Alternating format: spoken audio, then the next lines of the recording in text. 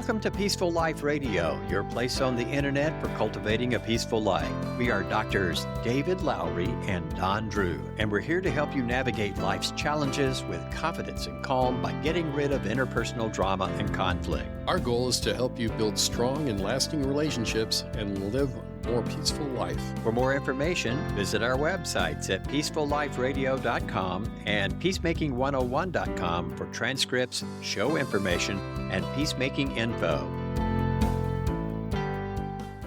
Full Life Radio, your place on the internet for discovering how to live a more peaceful life.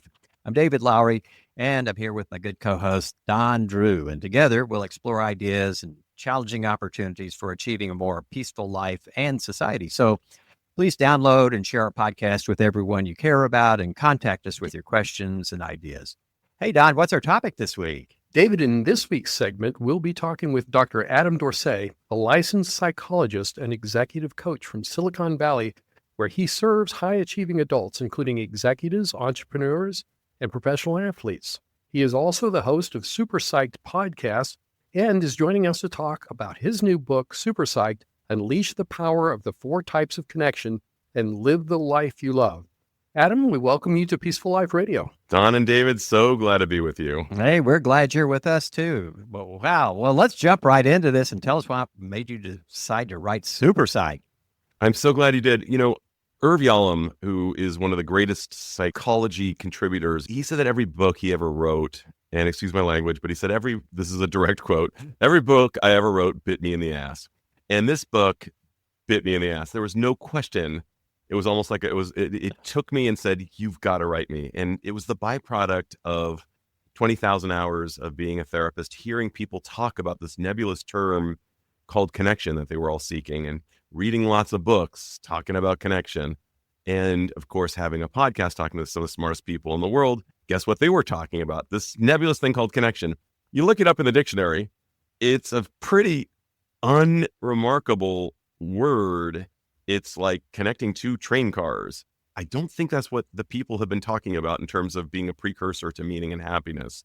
And then you look it up in the American Psychological Association's definition, also really, really not even half-baked. It's lackluster. So what I wanted to do was spend some time looking at this word that keeps showing up, that everybody's talking about and is nebulous in terms of definition, but seems to be the thing that we're all chasing in life. It seems to be the precursor for meaning. It seems to be the precursor for happiness. And the first thing I did was I went about trying to define it. And I just found it so joyful getting into it. I had 10 other licensed mental health professionals look at my definition, my working definition. Spoiler alert, it means vitality. It means what brings you alive. It's life force. These are some of the things. I spent a whole page with a working, and I want to emphasize working definition of it. And then I talk about maybe some ways that you can find it in the 4 areas. There are books about connecting with your spouse. There are books about connecting with your children or your clients. But what about the 4 ways we connect, whether it's with ourselves, others, the world, and something greater? I've not seen that done, not in this way. So I was stoked to spend 20-ish months writing this book because it mattered to me. As someone who thinks about this a lot myself, my definition is meaning making. And when you talk about connection, Don and I both find the same thing. People are wanting to have sort of a relationship that has meaning in it. And then when we say, well, what would bring you meaning exactly? Yep. And then that's where it gets kind of tricky, isn't it? So why don't you tell us, what does that mean? And maybe along the way, tell us some things that are keeping us from getting all of that wonderful meaning in our life. David, those are great questions. So first off, what meaning is for all 8 billion of us is different. Mm-hmm. Each of us has a different sense, a different form of a connection formula. I'm just going to give the obvious answer in my own life. My father absolutely could go through his life in several lifetimes not touching a pet. I can barely make it through a day. Part of my connection formula is I got to be around animals. I love them. I like a shortish opera like Carmen or something like that. He can go for like a 6-hour Wagnerian thing and be completely dialed in. I would call it a very expensive place to sleep. And so we all have different ideas of what connection means. And it's so sad that many of us spend our day engaged in activities that are disconnecting, that are not, if we actually saw what we were doing, if we were followed like they do on Parks and Recreation in The Office by a camera and saw how are we allocating this one non-renewable resource that we have, it's the thing called time. You can lose your health and get it back. You can lose your money and get it back. You cannot lose your time and get it back. So here we are. If we were to look at a pie chart of how we're actually allocating our time and asking ourselves if we could see it, we would say to ourselves, oh my God, this is not how I want to use my life. I'm on social media comparing myself to other people. Do I feel better on the other side of that? Oh, how good for them. They just got themselves a new $80,000 car. Boy, I have my old beater up. I'm not feeling so good about that. So this guy's on a vacation. They're living their best life. Now, I'm not saying not to do that. There's some people I want to cheer for, and there's some people I love seeing that around, but I don't necessarily want to be a consumer. I want to be more of a creator. One of the things I know for sure is that most of us should consume less and create more. And there are so many opportunities for us to consume. There's incredible amounts of streaming content on various channels. Just look at your whatever TV you're using. On my Roku, I can go to Netflix, I can go to Hulu, I can go to HBO Max, I have trouble calling it Max. You can go to any of these places, and boy, they've got a lifetime worth of awesome stuff. Back when we were kids, it was like we had 3 channels and a fourth one that sucked. There was not all that much to choose from, let alone this little thing that we carry on in our pocket that's constantly saying, look at me, feed me. It's the phone. It's this blue light saying, do this. And everything becomes urgent rather than important. Dwight Eisenhower would talk about these 2 axes, urgent versus important. And we're dealing with urgent stuff all day because everything seems, oh my gosh, I got to deal with this. I got to deal with this. And then we go through our lives thinking we have endless time, but we're not dealing with what's important. And what's important is really recognizing memento mori. Dudes, we're going to die one day. We only have so many Mondays left, to quote Jody Wellman. We only have so many Mondays. Let's get on it. Adam, you cite FOMO, or fear of missing out, as being a major disconnector, okay? And we've all been, and actually David and I have done a show on this, and make the claim that there's a danger in too much social comparison in the book, which you were just talking about. Have you seen this play out in your clients' lives? Oh my gosh. And in my own, I actually interviewed the fella who came up with the term FOMO. His name is Patrick McGinnis. He wrote a book called FOMO Sapiens. It's embedded in who we are. We see somebody who has something better than what we've got. We engage in social comparison. We hear about a party and we don't really want to go, but we don't want to miss it either. And we actually would be better engaging in JOMO, the joy of missing out. Like, what if we were to say, I'm going to double down on being at home with my wife and kids and love every second of it. And the key is giving your presence to them. Actually being present. Actually being available. Yeah, James Joyce wrote a really amazing line, and I'm going to paraphrase it poorly. He said, Mr. Duffy lived a short distance from his body. And mindfulness, yes. If you think about it, seems like this esoteric idea where you're sitting on cushions and in a silent meditation retreat for 3 weeks. Sure, that's great if you can do it. But mindfulness is just being aware of what's going on while it's going on. And you just called it being there. So many of us are not fully there for so much of our lives. So many of us are just thinking about the next thing rather than enjoying the thing that's in front of us. So many of us are eating dinner and we're on our phones and not looking at the person across from us. We see this all the time at restaurants.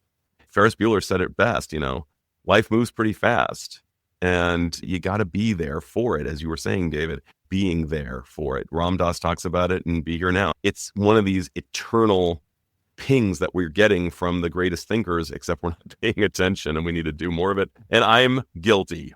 Me too. I need to do more too. I'm really working on that. Sometimes a person's talking to me and my mind wanders. I say, oh, can you repeat that again? Really embarrassing sometimes just to how quickly I can check out. All of us can. It's really hard to be attentive to all the things all the time because, that movie, Everything Everywhere All at Once, there's so much coming at us and there are these oceans within us that are also beckoning us. And actually, quite frankly, probably there was something that you needed a moment to just kind of dissociate. Sometimes we need to disconnect. So I'm not saying that we want to be connected all the time.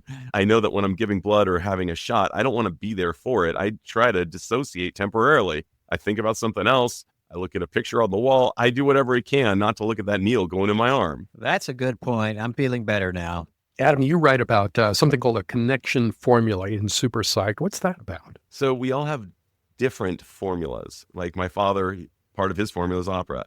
Opera is optional for me. I'll go with him. I might enjoy it on my own periodically, but I don't need that. My father does. I need to engage in thoughtful conversation in any way it transpires. Having a cup of coffee with a friend, talking about things while I'm walking the dog with my wife. I'm so privileged to be a therapist because I get to have these meaningful conversations and it's my work and I'm helping people as they're conveying real stuff. And I love it because like, what could be more interesting to me? Some people say I could never do what you do and I could never not do what I do. For me, it's part of my connection formula. So instead of coming home a wreck, I come home usually tired. I left it all in the field, definitely, but I'm stoked because I got to do something amazing. That's part of my connection formula. I love the term connection formula. Question I had, the notion of connection suggests relationship.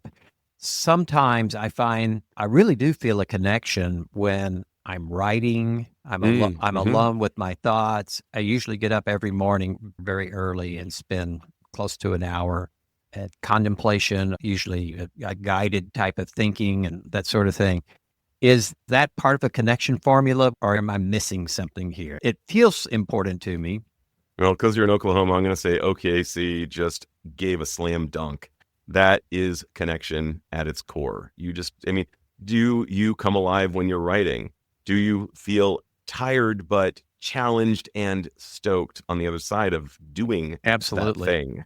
Yeah. There you go. So that's part of your connection formula. I don't know what else is, but I'm guessing podcasting might also be one because you're doing it on your own accord. Self is at the very core and it informs all connections. It's not selfish. Imagine you have the worst head cold ever. I'm talking about everything sucks in your upper respiratory, the whole thing. How available are you to really connect with another person? Not very. Similarly, if we're not authentic with who we are, let's say you go begrudgingly to a thing that you absolutely positively don't want to go to, you consent and resent to go to this thing. How really much are you there? You're not. So we need to take care of ourselves and we need to check in and say, is this true for me? Is this something I want to do? Now, sometimes you got to do things. Sometimes you got to go to a social event that you don't want to go to. It could be, family related and you got to suck it up. But if you're doing that all the time, you begin to forget who you are and you begin to lose track of your feelings and you could be at risk for, this is no joke, a condition called alexithymia. That means the inability to name one's feelings. That's one of the things I see in my office all the time. Guys come in and they're like, feelings? What? I don't know. I feel annoyed maybe. And that's about as deep as they can go sometimes. Initially, they're unable to articulate their feelings. Now, if I was to say to that same guy, he shows up in a big truck and I say to him, listen, I need your car keys. I'm going to go out and I'm going to put electrical tape all over your dashboard. No worries. They look at me like I was crazy. But that's how we're driving through life when we can't articulate our own emotional states. We don't know what's going on the dashboard. We don't know how much oil we need. We don't know how much gas we need. We don't know how fast we're going. Our emotions are data. And in order to be connected to ourselves, we need to be willing to take in that data, and that will inform how we connect to others, how we connect to the world, and how we connect to something greater. We can all do happy, sad, mad, glad, angry. Those are the easy ones. Learning how to connect the hundreds of thousands of gradations and combinations of those things can make us such a more emotionally intelligent human being, don't you think? 100%. Yeah. Adam, I think in my life, one of the words that comes to my mind when it comes to relationships and connections is intentionality. And I've found here in the last year, especially since I retired full-time from being a professor, that I have to be more intentional about developing or maintaining relationships. That has been a challenge, and it's something that I have to be thinking about. I have to be intentional about it. I have to pay attention to it. Brings us back to the mindfulness and so on. So all these things are really critical to, I believe you even used the term life force somewhere, to our life force. Could not agree more. So imagine this. Person's born in Ohio. They go to school on the East Coast. They get their first job in Texas. They work in the Bay Area where I am. This is not an atypical scenario for somebody I see. In each of these locations, they had friends, but they left those friends. And each time they said, we will definitely stay in touch. And they didn't. A large percentage of the time, those friendships went by the wayside. They, just like intention was there. The hope was there, but you and I know hope is not a strategy. Actually, a strategy is a strategy. And like, how are we going to stay in touch in spite of the fact that we're separate? And so life goes on. And then, as Esther Perel warns us, we used to live in villages where we had tons of people for different functions. We had somebody to go fishing with, somebody to build stuff with, somebody to play cards with. And now we look at our spouse and say, fill all of the roles of all of the people in the village. And it is too much stress on that primary relationship. My wife is not going to go watching the Golden State Warriors with me, and I wouldn't want her to because she doesn't like it. My kids, they can do it. My friends, they'll definitely do it. And there are things that she might want to do that I am not super down to do either. And thankfully, she's got friends as well for that. Of course, she's my best friend and she's my primary friend and she's the friend with whom I do a lot of things, but she doesn't do all the things. We need friends for that. And we also need friends to act as advisory boards because sometimes we need to know, I'm talking existentially, not realistically or literally. Sometimes we walk through life with a little bit of spinach on our teeth and we need somebody to tell us, hey, you know what? Deal with that. We've all got blind spots. And of course, I'm not talking about real spinach, but we need somebody who's a friend who's both supportive and loving and challenging. So we need to have all you need really is one or two, but more is better in certain ways, not necessarily a ton of them. And each of them is like a superhero. Some of them are really good problem solvers. Some of them are really good people to laugh with. Some people will help you move, each friend. And sometimes that friend really is not good at some of the other things. No friend is going to fill all the roles either. But I do ask people to invest in friendship and to try to reinvigorate old friendships, even if they have to meet the way we're meeting right now. It's people say, oh, I'm so tired of Zoom. Well, guess what? If you're having a beer or a cup of coffee with a friend via Zoom, it's not the same as work Zoom. Yeah, during the COVID times, that's how my wife and I stayed in contact with several of our friends, and we would have virtual coffee meetings, and it actually kept us feeling connected during a very difficult time. Huge, isn't it? Adam, when you think of friends from not only your work in researching Super Psyched and your multiple thousands of hours of working with people over the years, create your friendship perfect person, ideally speaking. Well, first, I'd like to just come up with kind of the space. Like, I'd love it if people lived in closer proximity. That'd be amazing. Yeah. When the three of us were kids, we'd knock on the next door neighbor. Hey, I want to throw a ball. I want to go play with this toy. Whatever it was that we were doing. Want to go fishing. It could be anything. And boy, would it be nice to have friends who are in close-ish proximity. That would be amazing. But one of the things, everybody has different needs as it relates to friends. Some people need to see friends all the time.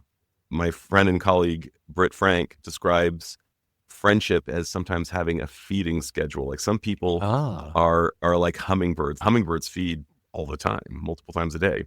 If you know Joey from Friends, he was in almost every scene. He was like the hummingbird. He was always in. Whereas Ross was a little more distant. He wasn't in every frame. He was more like Britt, as she describes herself. She says that scorpions, irrespective of their poison, she's not talking about the poison, talking about the feeding schedule. Apparently, scorpions don't need to eat all that often. Very seldom. Thank goodness. That's right. But what I'm driving at is she said she's perfectly full seeing her friends at a lesser frequency. So one of the things is know your frequency. Some of us really, I love this idea of being able to share ourselves. I think one of the things that humans want is to be known and seen in this lifetime. And there are a lot of barriers to that. A lot of people are like, no, man, that's too touchy-feely for me. It's uncomfortable. Well, I'd say get a little courageous here and maybe try to grow that. Maybe grow the idea of I'm not the kind of person who does this thing. And maybe try to recognize there are more oceans in you. You might be able to do it. I heard a great quote apparently came from Donald Winnicott. I can't find it in writing, but it was conveyed to me by a colleague, Dr. Hugh Grubb. And he said, apparently Winnicott, who was a great psychoanalyst in England, said, true psychological health can be demonstrated by one's willingness to share themselves with another, and to take in the experience of another. So it's this upload and download. If you're able to do that, I think that's a really good thing. Of course, it has to be safe. It has to be a safe zone where the people aren't judging or looking at you askance. But of course, you're also reading the room and asking yourself, is this something I can share with this individual based on my knowing this person? I'm not saying, hey, show up at your first or second cup of beer with this person and just like dump it all. They're gonna run for the hills. But at some point, titrate it and see, is there a there as you kind of bid up. Dr. Adam Dorsay, it has been such a great pleasure having you with us on Peaceful Life Radio. Super Psyched is now available on Amazon and hopefully in your local bookstore. And we also want to encourage you to check out Adam's podcast, Super Psyched. And that's this week's episode of Peaceful Life Radio. That concludes part 1 of our interview with Adam Dorsay, Don. And that was just an amazing talk that we had with him about his book, Super Psyched. Can't wait to hear part 2. Super Psyched is now available on Amazon and hopefully in your local bookstore. And we also want to encourage you to check out Adam's podcast, Super Psyched. And that's this week's episode of Peaceful Life Radio. Okay, we'll see you then. Thank you for listening to Peaceful Life Radio, your place on the internet for cultivating a peaceful life. Please download, listen, and share each of our episodes about how you can build stronger relationships by ridding yourself of interpersonal drama and conflict. Visit our websites at peacefulliferadio.com and peacemaking101.com for transcripts, show information, and peacemaking info. Until next week, this is David Lowry and Don Drew wishing you all good things.